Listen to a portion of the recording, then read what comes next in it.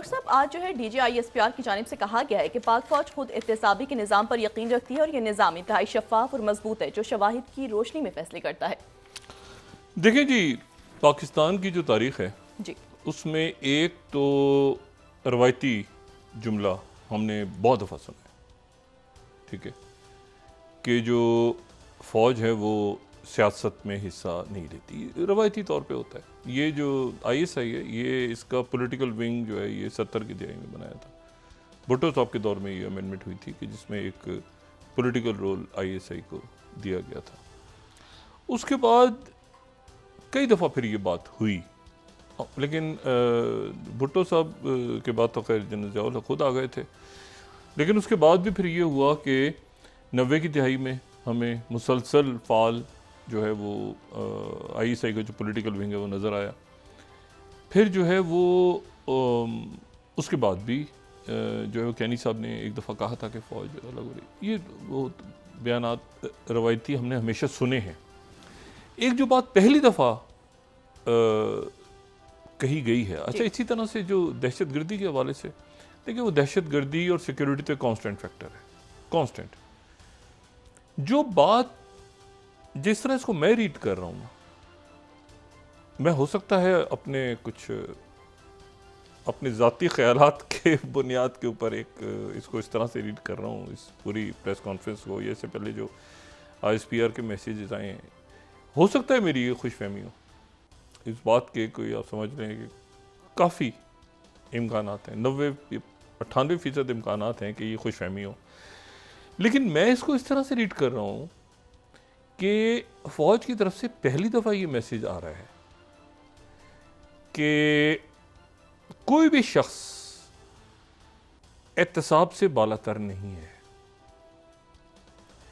और फ़ौज में मैंने कभी, और मामलात के ऊपर तो बहुत कोर्ट मार्शल्स हुए हैं ना जी होते रहते हैं, रवायती खबरें कुछ बाहर आती हैं, नहीं आती। मैंने अवजुहात जो भी हों जनरल फैज़ के ऊपर, और बहुत सारे उनके मामलात हैं, लेकिन जो उनको जो केस है, जो केस बना है, वो बना है करप्शन का। मेरे लिए ये बात इंपॉर्टेंट। उनके ऊपर कुछ कोई और भी हो सकता था ना मामला, वो 9 मई में भी हो सकते थे, किसी और जगह हो सकते थे। जो मुख्तलिफ बातें हम सुन रहे हैं, मतलब है कि अब ज़ाहिर है कोई कंफर्मेशन तो नहीं है, लेकिन ये कि सुन रहे हैं। लेकिन उनके ऊपर जो केस बना है वो बना है करप्शन का, एहतसाब का। और जो DGISPR हैं उन्होंने जो इससे पहले भी बात की, और उस दिन भी जो इनकी बात सामने आई कि रुथलेस अकाउंटेबिलिटी फ़ौज के अंदर जो है वो होगी और कोई भी शख्स जो है वो कानून से बालातर नहीं है। मैंने कहा ना ये मेरी खुशफहमी हो सकती है, लेकिन मैं इसको जिस तरह रीड कर रहा हूँ ये पहले नहीं हुआ।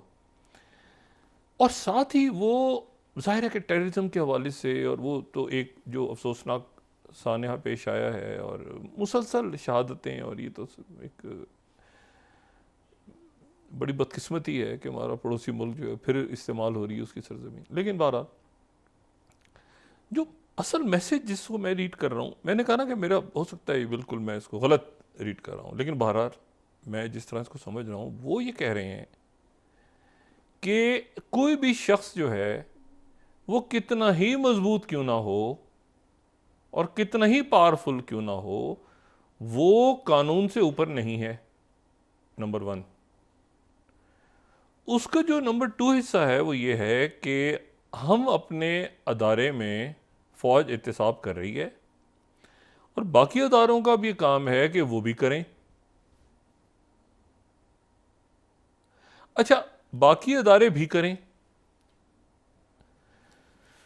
इसका मतलब है कि बाकी अदारे कौन कौन से हैं जो एहतसाब कर सकते हैं? अदालत, लेकिन अदालत जो है वो भी अपना खुद एहतसाब करे जैसे फ़ौज कर रही है, तो अदालत भी करे।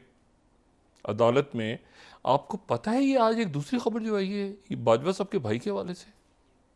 बाजवा, जनरल बाजवा के जो भाई हैं वो माशाल्लाह बड़े भाई उनके 73 साल के हैं, और वो 1977 में PIA में गए थे। 1977 से आप ये 2024, और PIA ज्वाइन करके फिर बरतानिया में पोस्ट हो गए। बरतानिया में पोस्ट होने के बाद उन्होंने वहाँ की नेशनैलिटी ले ली और फिर वो रिटायर नहीं हो रहे थे, क्योंकि वो बरतानवी कवानीन के मुताबिक जो है वो जब तक इंसान सेहतमंद है तो वो रिटायर नहीं होता।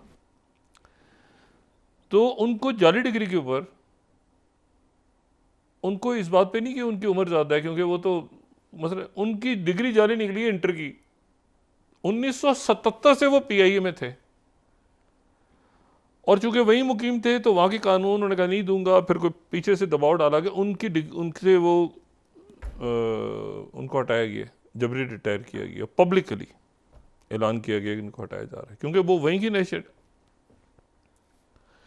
अब यहाँ ये सवाल पैदा होता है जो मैं बार बार बात कह रहा हूँ कि इकॉनमी आपकी, उसकी बुनियादी वजह क्या है इकॉनमी नीचे जाने की?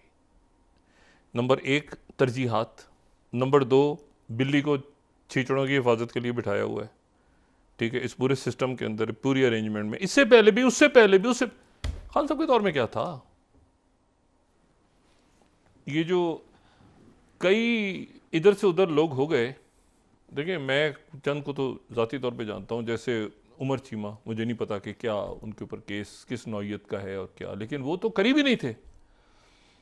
या जैसे यास्मीन राशिद साहबा को भी देखते हैं कि अदालत में मुकदमे, मैं कुछ नहीं कहना चाहता, लेकिन बाकी जो लोग हैं उनमें से कईयों को तो उनकी करप्शन की फाइलें, इतलात ये हैं कि करप्शन की फाइलों के ऊपर वो इधर से उधर फुदक फुदक के चले गए। तो करप्ट टू द कोर थे। अच्छा, करप्शन ये भी नहीं है कि कोई छोटी मोटी, बहुत बड़े बड़े लेवल पे हाथ पैर सबने उस वक्त। अब इशू ये है, अच्छा मुझे आप ये बताएं जरा, खान साहब के साथ एक मामला देखें, वो किधर है जब तक सूरज चांद रहेगा? ये जो बात है, ये मैंने कितनी दफ़ा इस नशिश में कही थी कि उस्मान बुज़दार को कुछ नहीं होगा। देखिए मैं बहुत ज़्यादा मुल्क की सियासत पे बात नहीं करता, लेकिन मैंने कोई वजह थी तो उस वक्त ये कहा था कि और कहीं आपको दूर दूर तक उस्मान बुज़दार नज़र आए? या आखिरी उनकी तस्वीर आई थी झील के किनारे, वो जो है वो चप्पू चला रहे थे, और उधर से महमूद खान साहब और इधर से उस्मान बुज़दार साहब और उधर से उससे पहले परवेज़ खटक साहब। तो बात यह है कि ये और बाकी जो लोग थे सारे,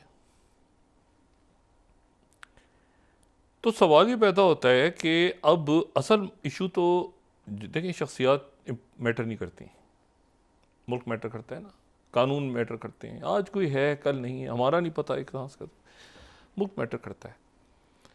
मुल्क में अगर मेरी खुशगुमानी दुरुस्त है तो मैं इसको इस तरह से रीड कर रहा हूँ कि फ़ौज की तरफ से पहली दफ़ा ये मामला, अब देखें जो असल बात है ना वो ये है कि बाकी तो तफ्तीश होगी ना, 9 मई आगे भी, वो जो भी है, जो हाथ डाला है वो करप्शन पे डाला है।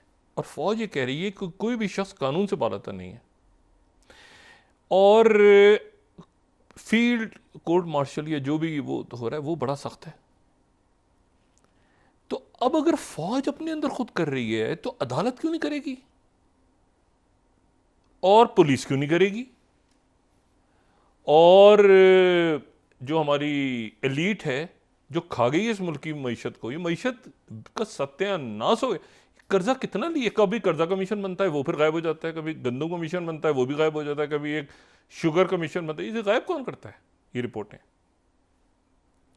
रिपोर्टें कौन गायब करता है? ये सारे जो हैं फिर आखिर में एक जगह बैठते हैं, इसका भाई उस पार्टी में, इसका भाई उस जगह, इसको एक को वकील बना दो, वो आगे जाके जज बन जाएगा, उसको पुलिस में करवा दो, ये पार्टी में चला जाए, वो दूसरी पार्टी में चला जाए, तीसरा जो है वो कारोबार कर रहा है। तो भाई इस तरह मुल्क चलता है कभी? और ये झगड़ा जो होता है ये पावर गेम या हंगर गेम कहता हूँ मैं इसको, और ये एलीट्स के दरमियान की लड़ाई होती है। इसमें कोई स्कूल टीचर, कोई डॉक्टर, कोई ताजिर सड़क पे चलता, कोई आम शख्स, कोई खातून खाना, कोई स्टूडेंट्स, उनका तो कोई ताल्लुक ही नहीं। ये तो एलीट्स की लड़ाई हो रही है। वो जी क्या है, वो इलेक्टेबल है जी, इलेक्टेबल यानी इलेक्टेबल से क्या मतलब है? उन इलेक्टेबल जो है उसके उनके जाके देखें ना इलाके में क्या है, कितने स्कूल बने, कितने कॉलेज बने, और अगर वो इतने सालों से इलेक्टेबल हैं और उनके इलाके में तरक्की नहीं हुई तो उनके साथ वो करना चाहिए जो, अच्छा खैर छोड़ें इस बात को, क्या करना चाहिए उसको छोड़ें, ज़रा चलते हैं नॉर्थ कोरिया। जी। अब ये इस जुमले को मैं इधर ही ख़त्म करता हूँ। पाकिस्तान की सियासत को छोड़ के मैं शुमाली कोरिया जा रहा हूँ और शुमाली कोरिया के बाद फिर मैं बाकी कुछ डिस्कस करूँगा। शुमाली कोरिया में बड़े भयानक सैलाब आए हैं इस दफ़ा। ये जो क्लाइमेट चेंज की मुसीबत है जिसके नतीजे में आप देखें कि ये फ्लडिंग बांग्लादेश में, भारत के बड़े इलाकों में, पाकिस्तान में, वही वाइल्ड फायर है, ग्लेशियर पिघल रहे हैं। ये क्लाइमेट एक इतना बड़ा इशू है जो शायद जिसके बारे में कहा जाता है ये न्यूक्लियर से बड़ी थ्रेट है दुनिया को, क्लाइमेट चेंज, जिसके ऊपर दुनिया की तवज्जो ही नहीं है। अब जो वहाँ पर जनाब सैलाब आए और बड़े बुरे सैलाब आए, तो वहाँ पर जो उनके प्रेसिडेंट हैं किम जोंग यून, वो कश्तियों में बैठ के खुद सैलाब के इलाकों में गए। उन्होंने पहले गवर्नर को हटा दिया, बरतरफ कर दिया, सैक किया, ठीक है। उसके बाद उन्होंने अपनी पार्टी का जो चेयरमैन था उसको हटा दिया, उस पूरे इलाके का जहाँ पर काम नहीं हो रहा था। फिर वहाँ के पुलिस चीफ को हटा दिया और फिर वो खुद उन इलाकों में जाते रहे। देखिए, आप छोड़ दें वहाँ अमरीयत है, वहाँ जमहूरियत है, वहाँ छोड़ दें क्या है नॉर्थ कोरिया को, जो भी सिस्टम है उनका वो जाने, उनके लोग जाने। अब जनाब पता चला कि सैलाब के अंदर लोग, अफसरान जो हैं उन्होंने सही तरह से पहले काम नहीं किया वो, तो जिसके नतीजे में तबाही ज़्यादा हुई, काफ़ी जाने गई लोगों की। एक तो कुदरती आफत की वजह से गई, दूसरा गलती की वजह से गई, करप्शन हुई होगी, कोई कोताही हुई हो। अच्छा, करप्शन में सिर्फ माली करप्शन नहीं है, अगर आपने गलत आदमी को गलत जगह बिठाया हुआ है वो भी करप्शन है। अगर आपने एक 2 नंबर आदमी को एक सही जगह पे आपने अच्छी जगह बिठा दिया तो वही इकोनॉमी आपकी वही हिटमैन वाली थ्योरी है ना, कि हम उन लोगों को बिठा देंगे वहाँ जाके। और वो क्या कहता है, वो तो नहीं कहता है कि हमला कर देंगे हम, नहीं, वो कहता है कि हम बदउनवान लोगों को वहाँ बिठा देंगे, उसके नतीजे में मुल्क तबाह हो जाएगा। अब जनाब शुमाली कोरिया में क्या हुआ है, ये मैं कोट कर रहा हूं 14th slide, new york post. Kim Jong Un ने 30 अफसरान की गर्दन उड़ा दी जो इन तबाही और बर्बादी के जिम्मेदार थे, ठीक है। ये गार्डियन इसको कोट कर रहा है इस तरह से, 15वीं स्लाइड, नॉर्थ कोरिया में have executed officials of flood response. 15th slide,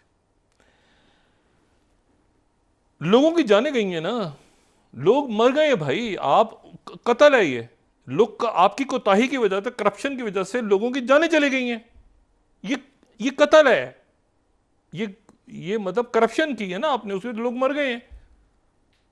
किसी अस्पताल में दवाइयाँ खाई गई हैं, किसी जगह पर लोगों की इमरजेंसी अस्पतालों में काम नहीं करती, कहीं सड़क के गटर के ढकने गायब हो रहे हैं, कहीं बच्चे गिर रहे हैं, तो ये कत्ल है।